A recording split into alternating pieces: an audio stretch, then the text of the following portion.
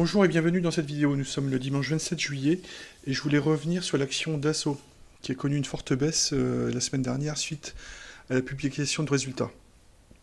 Alors tout d'abord, ce que je voulais vous partager, c'est que je suis en journalier, en daily.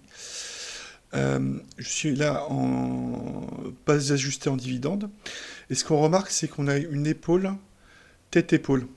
Et en fait, j'aurais dû, dans mon cas, m'alerter quand, à ce moment-là. Là, je vous représente la deuxième épaule. Et qu'on a cassé, on a commencé à la casser le 21 juillet et une confirmation le 22. Il faut noter qu'on avait eu un crash de Mirage 2000 en Ukraine le 22 juillet, donc moi je pensais que c'était lié à ça. Et les résultats le lendemain ont accentué la baisse. Donc cette première baisse était certainement due à des fuites suite aux résultats, enfin par rapport aux résultats. Et donc la baisse s'est confirmée quand ça a été publié. Mais ce qu'on voit, donc cette tête-épaule aurait dû m'alerter et potentiellement me mettre sur les gardes par rapport à une baisse probable. Ce qui m'a interpellé, c'est que quand j'ai regardé en fait en non ajusté, j'ai regardé qu'en non ajusté, j'avais plutôt l'impression d'un range, car on voit que c'est à peu près au même niveau les deux sommets. Bon après on pourrait considérer que c'est un double top et puis derrière que ça a cassé. Alors, si on regarde cette tête, épaule-tête-épaule, en termes d'objectifs, en théorie, on devrait descendre à 251 euros. Donc avec une ligne de coût environ à 291, autour de 291. Ce qu'il faut voir, c'est que on est assez proche, hein, parce que le cours aujourd'hui est à 265, on est descendu à 261,2. C'est qu'on a la moyenne mobile 200 jours, là, qui est en beige marron, qui arrive. Donc on va être vite fixé si ça tient ou pas cette moyenne mobile de 100 jours, parce que si ça passe en dessous, ça va être peut-être compliqué. Alors après il y a un support, là c'est par rapport à cette impulsion qui a eu lieu. Bon, à voir comment ça se comporte. Donc, soit ça tient au niveau de la moyenne mobile de 100 jours, soit ça rejoint l'objectif de l'épaule tête-épaule avec le support. Et voilà. Alors, à mon avis, pas de quoi s'alarmer si vous êtes sur Dassault. Pourquoi donc, d'abord, il y a cette moyenne mobile de 100 jours. Ensuite, j'avais vu au niveau de la dernière impulsion, alors on va mettre sur les plus hauts, tac. Ce qu'on voit, c'est que le niveau 50% aujourd'hui a été acheté. Donc là, le 0,5, les 50%, ça a été acheté, ce qui est plutôt bon signe. C'est-à-dire qu'on peut considérer qu'on a eu cette impulsion, une correction, et les gens rentrent sur le 50%. À voir si ça descend un peu plus bas, et le 61% correspond justement à cette résistance et à l'objectif de l'épaule tête-épaule. Donc il y a un premier achat ici, si ça redescend, potentiellement les 61% pourraient être achetés, avant de relancer une hausse. Donc rien d'alarmant. Bon, effectivement, il y a une grosse baisse, hein. On est sur du moins 10% sur 2 jours, il me semble. Donc voilà.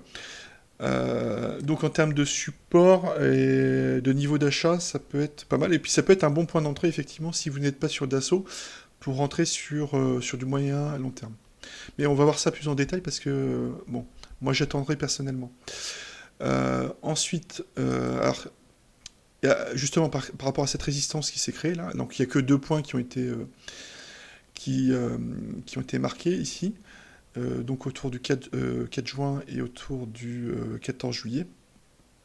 Donc cette oblique là qui pourrait faire résistance. Donc justement, on va avoir une compression entre cette moyenne mobile de 100 jours et cette résistance, à voir si on sort par le haut ou par le bas.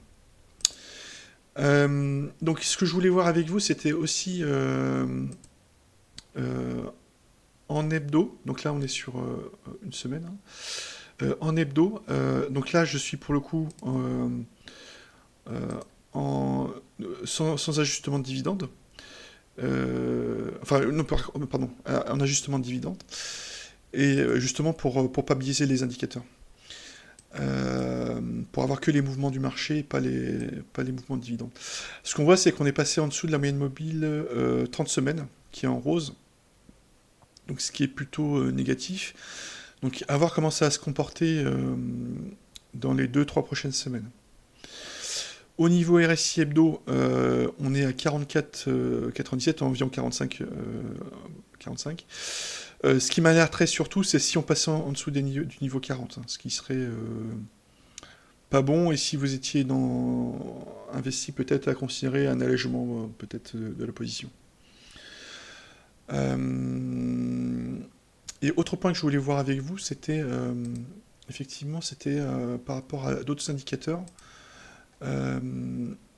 Donc là, on est en journalier. Alors effectivement, là, en termes d'indicateurs, donc en représentation de bougie, on est en Nikkei Nachi, hein.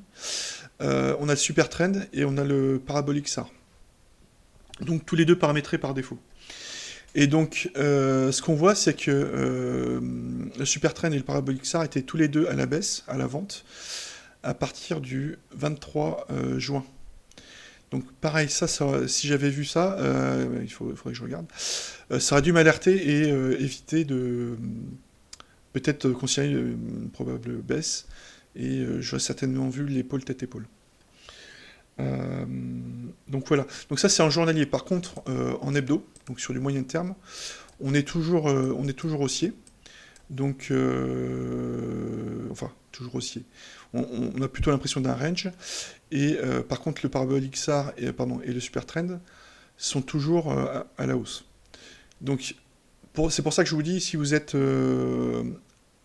dans Dassault, en fait, si vous avez des actions Dassault, pour le moment, il n'y a pas d'alerte forte d'une baisse. On est plutôt dans le cadre d'une correction. Et puis peut-être c'est un point d'entrée comme on l'a vu avec les niveaux Fibonacci.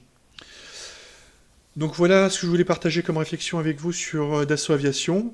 Donc on va être fixé d'ici les prochaines semaines comment ça se décante. Faites attention à vous sur les marchés, puis à bientôt pour une nouvelle vidéo. Au revoir.